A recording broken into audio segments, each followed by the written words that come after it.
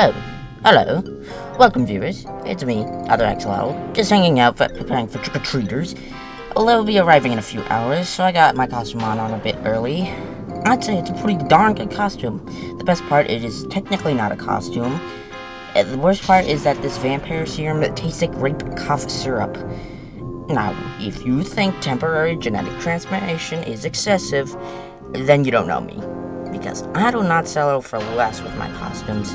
See, I consider myself a costume enthusiast. This is one of Halloween's biggest pleasures for me, other than the spooky theming.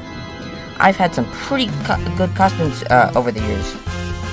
You know, why don't I talk about them since I don't have to hand out candy yet? Now, some of my first Halloweens were pretty basic in the costume department.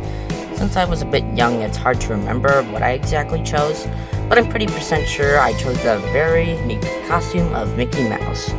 You know, that very niche character that I'm sure none of you have heard of?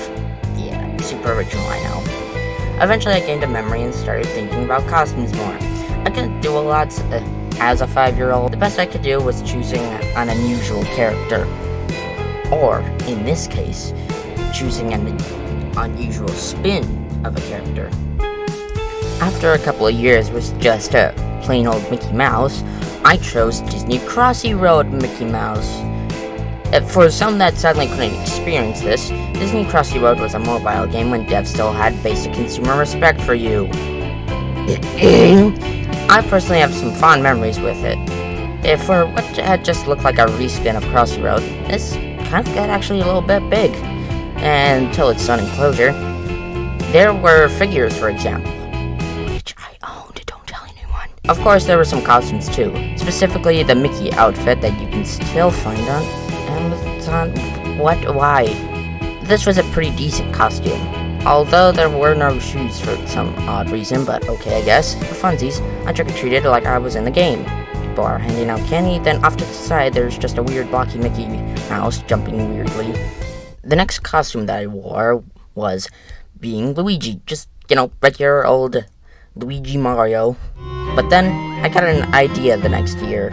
See, one of my childhood games I hold very dearly is Luigi's Mansion Dark Moon. This particular year, I wanted to dress as Luigi in the game. Now then, I need to clarify something. The year before, I was Luigi from the Mario series. This particular year, I wanted to be the Luigi from the Luigi's Mansion series. See a difference? That's right, the Poltergeist 5000 from EGAD Labs. All I needed to do now was actually make the dang Poltergeist 5000. Something that came in real handy and making the costume possible was the oh-so-convenient timing of having a red backpack. It was just perfect for the job, ignoring some patterns. I just needed the vacuum nozzle. And honestly, that wasn't hard either. This is because you can just head on over to Home Depot, come back with a giant black tube, shove it down the backpack, and bam! A fully fledged Luigi's Dark Moon costume was now ready.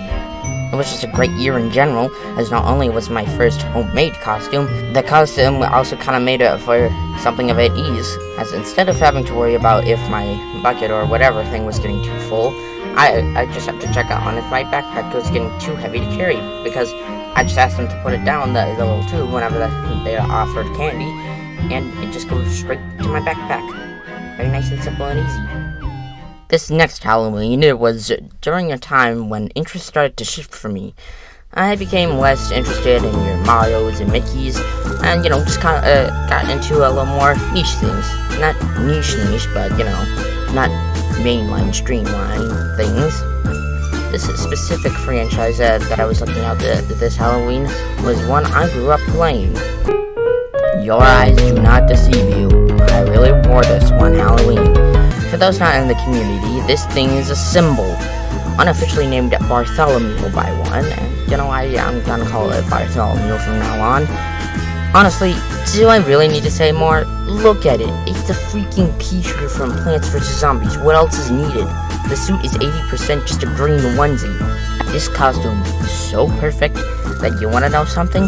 This costume is still in my possession and lies just beneath my desk. You know, just in case I need to intimidate my enemies. Then I kind of went on a costume hiatus. pretty uneventful stuff for a while. And became a non-trick-or-treater during this time.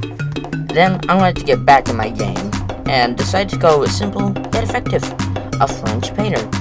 I put on just a simple black shirt with an apron and a black beret. There were art supplies in my house. It was pretty easy, as they were destined to be used for a Halloween costume. Now you might say destined is a bit of a strong word, but I'm pretty sure that when my family owns art supplies but no one has ever taken any slightly advanced interest in physical art, it must mean that I was destined for the specific use, as what else is going to be used for then? I also tried doing a French accent with my costume, but I failed spectacularly. Unfortunately, I just didn't think about the French that often.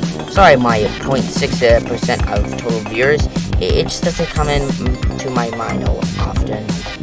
Even when other trick-or-treaters questioned my accent, I think it was I put too much Italian in my painter.